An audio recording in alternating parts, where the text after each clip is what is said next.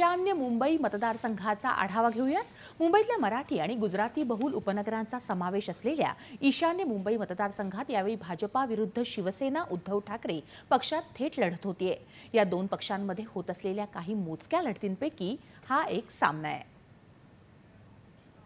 ईशान्य मुंबई मतदारसंघात मुलुंड, विक्रोळी, भांडूप पश्चिम, घाटकोपर पूर्व, घाटकोपर पश्चिम आणि मानखुर्द शिवाजीनगर असे विधानसभा मतदारसंघ आहेत। यातला मानखुर्द, भांडूप पश्चिम आणि विक्रोळी वगळता इतर तीनही मतदारसंघांवर भाजपा शिवसेना युतीचं प्राबल्य अधिक आहे। भांडूप पश्चिम आणि विक्रोळी हे मतदारसंघ शिवसेना ठाकरे गटाकडे आहेत, तर मानखुर्दमध्ये समाजवादी पक्षाचा आमदार आहे। लोकसभेत गेल्या 2 वेळेला सलग भाजपाचे उमेदवार इथून निवडून येत असले तरी प्रत्येक वेळी पक्षानं उमेदवार मात्र बदलला आहे।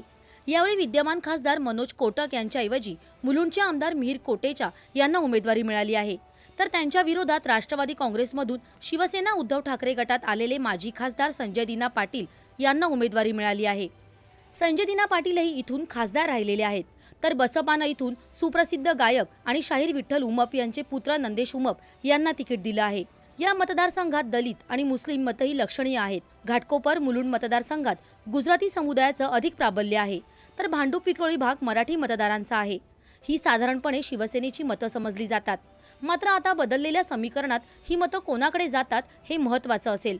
त्याशिवाय इथे मराठी विरुद्ध अमराठी असाही वाद आहे, तर मानखुर्दमधल्या दलित आणि मुस्लिम बहुल मतांवर संजय दिना पाटील यांची भिस्त असू शकते।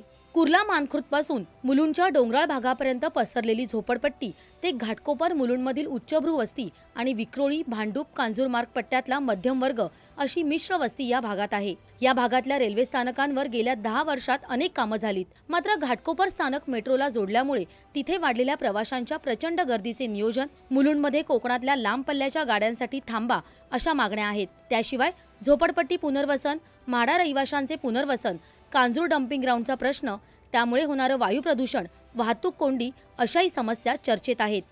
गेल्या वेळच्या निवडणुकीत मनोज कोटक यांनी सुमारे 3 लाखांपेक्षा अधिक मतांची आघाडी घेतली होती। यावेळी बदललेल्या समीकरणात मराठी, गुजराती आणि मुस्लिम अशा भागातून एक गठ्ठा मतदान झाल्यास ते निर्णायक ठरू शकते।